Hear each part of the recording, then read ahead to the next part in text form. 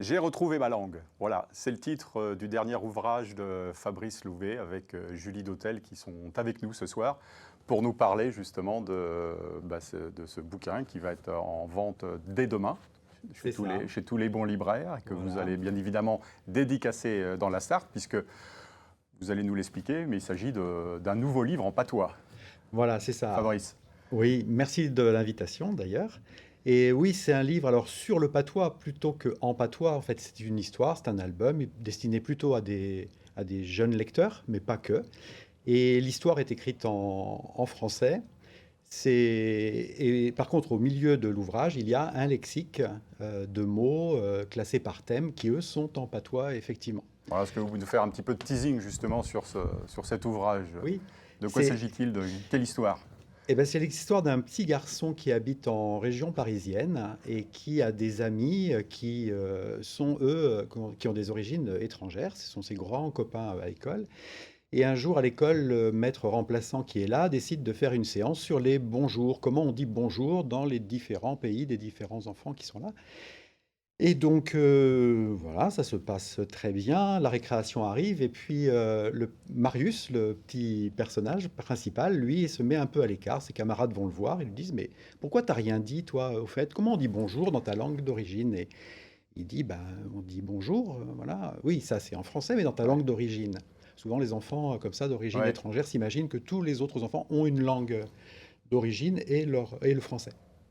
Et donc, ben voilà, il n'en a pas, il dit j'ai pas d'origine. Et c'est là que va commencer pour lui une quête hein, auprès de sa famille pour essayer de trouver une langue d'origine. Et il va découvrir qu'il en a une, c'est le patois sartois.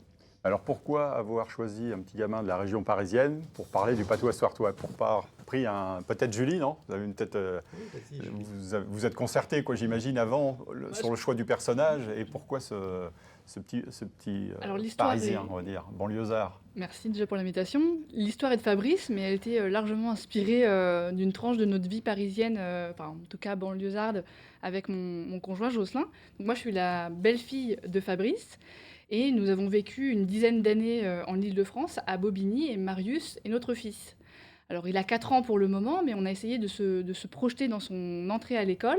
Et comme mon conjoint est professeur des écoles, il lui a raconté justement à son père, qui est ancien Ouais, directeur ouais. d'école et lui-même professeur des écoles, quelques anecdotes sur des élèves qui lui demandaient à lui quelles étaient ses origines, quelle était la langue qu'il parlait chez lui ou ailleurs, etc. Et en fait, bon an, mal an, il s'est imaginé quelle pouvait être l'entrée à l'école de notre fils à nous, et comment on pouvait lui transmettre aussi ces origines-là, et comment on pouvait faire des ponts entre la Sarthe et Bobigny, là où nous vivions.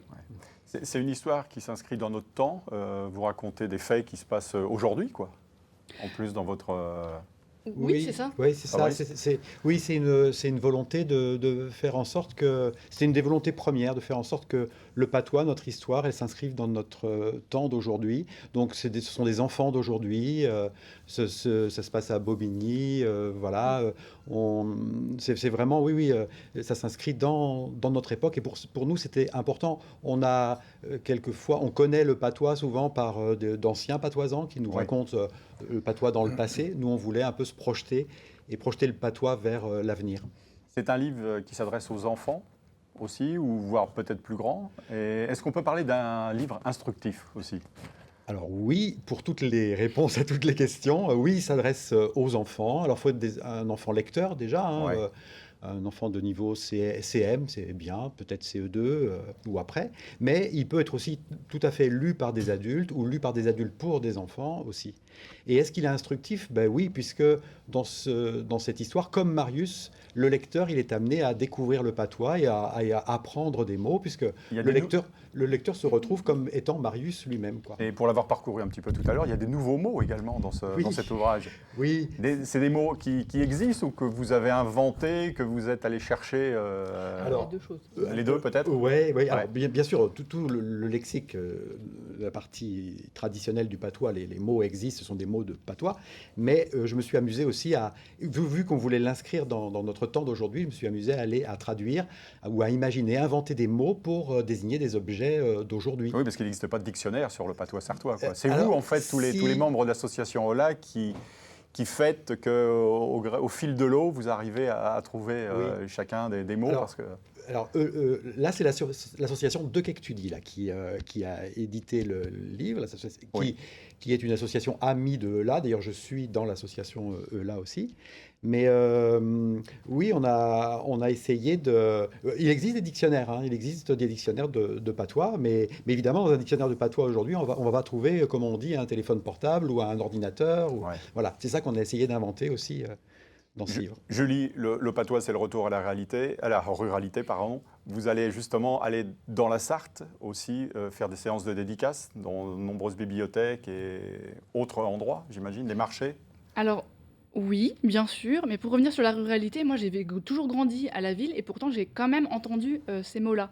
Et c'est en les déterrant, en arrivant chez la famille Louvet, que je me suis rendu compte que j'en connaissais quand même quelques-uns. Et après, oui, pour aller à la rencontre de tous les Sarthois, il faut aller dans toute la Sarthe. Donc on va faire notre tour de Sarthe juste avant Noël. Donc on sera un peu présent dans de nombreuses dates qui sont affichées là en fait. Ouais. Eh ben voilà, ce sera le De Quectudie Tour. Le mot de la fin, puisque ainsi s'achève notre émission. Merci Julie, merci Fabrice d'être venu nous rejoindre. Merci à vous de nous avoir suivis pour cette nouvelle émission de Plus belle ma Sarthe. On se retrouve dans une semaine à Jupille. Bonne fin de soirée à vous. Merci.